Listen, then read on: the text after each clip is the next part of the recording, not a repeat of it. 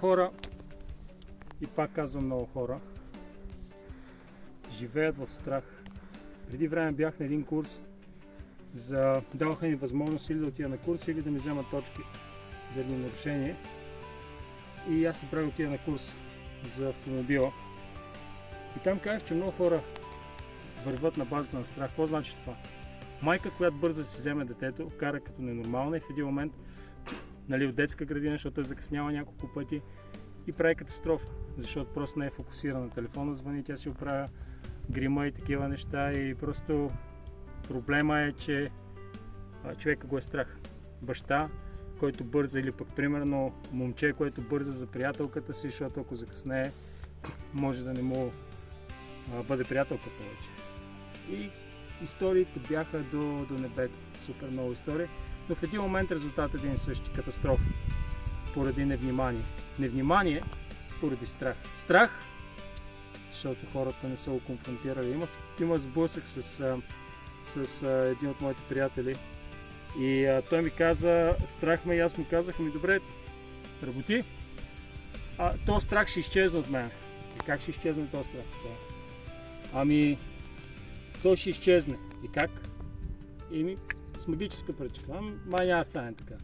Давид, когато отиде при Саул, му каза нещо много интересно. Той каза, слугата ти, лъв дойде срещу стадото и той защити стадото. Когато дойде лъва, беше ли го страх слугата ти? Беше го страх. Обаче отиде и защити стадото. Когато дойде мечка, слугата отиде и мечката. И не я защити стадото. Ако Давид не беше защитил стадото от лъва, нямаше да го защити от мечката. Нямаше да победи и Голиат. Разбирате ли? Ако не конфронтираш страха си, ако не застанеш срещу него и кажеш, оле, мале, сега как ще се справя, и в един момент се справиш с страха и кажеш, то не било толкова страшно. Скоро имахме ситуация, която ние имаме молитвена група, която няколко човека са постоянно 24/7 на разположение. Имаме пост, който пост се прави всеки Божи ден без прекъсване, 24 часа, всеки ден някое положение на вече 4 или 5 години. И когато има такава ситуация, пускаме тази, започваме всички да се молим. Обаче един е на предната линия, в случай аз в тази ситуация, и изведнъж ситуацията мина абсолютно перфектно. Абсолютно перфектно. И Господ преди това ми беше говорил, ако аз бях с тебе в това, и ако аз не бях с тебе, ако аз бях с тебе в онова, и ако аз бях с тебе в другото, нямаше ли да се справиш? Що се притесняваш, че с това няма да бъда с теб? Ако съм ти бил с теб в другите неща, и с това ще бъда с теб. Но това беше страх, който трябваше да бъде победен.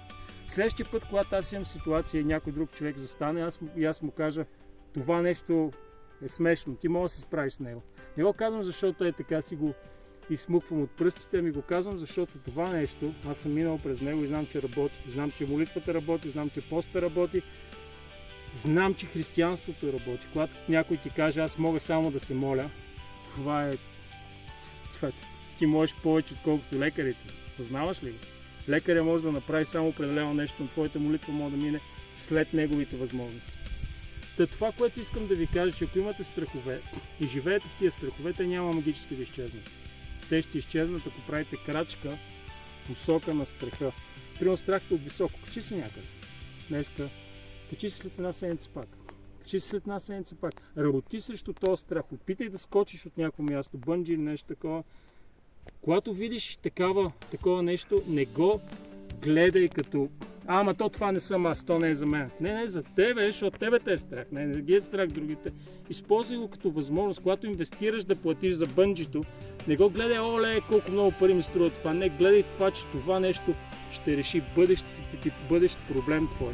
Преди, ако видите моите стари видеа, ще видите, че аз пак говорих за страха. Страха е много важно нещо, защото страха определя живота ти. Страха определя ти каква преценка ще направиш, какво решение ще вземеш в тази ситуация, и той или ще те благослови, като се справиш с него, или ще бъдеш за проклятие, като не се справиш с него, защото решенията, които взимаш, ще бъдат грешни.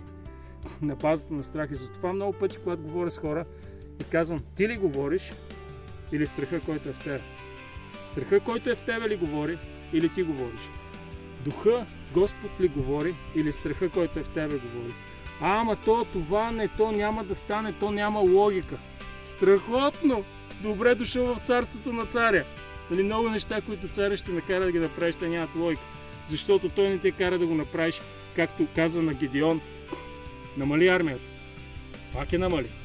Намали я до 300 човека. Ако ти отидеш с 300 човека, за да победиш десетки, стотици хиляди армия, най-вероятно няма да е логично, нали? Ако цялата Библия ти говори за нелогични неща, ако Господ ще избере овчар и ще го направи цар, и този цар ще живее 2000 години по-късно, защото Господ така е преценил. Не мислиш ли, че Господ не работи особено логично? Нито в живота ти, нито в моя, нито в църквите ни. Ако видиш нещо подредено, логично, постъпки, такова, може би Господ не е в него. А може би Господ е в него, но преди това тия хора са се преборили. Примерно, видиш живота на Давид преди царството му, видиш живота на Давид след царството, след като започва царува. Нали, в един момент нещата се подреждат. Нали, той не спира да има проблеми, той не спира да прави грешки, той не спира да се покаява от грешките си и да бъде изцеляван от това нещо, но въпросът, който днес говорим, имаш ли страх, конфронтирай го. Не дей чака утре да дойде, не дей чака други ден. Ако нещо се случи в посока на твоя страх, ако минаваш покрай бънджи скокове, спри, ако те е страх от високо.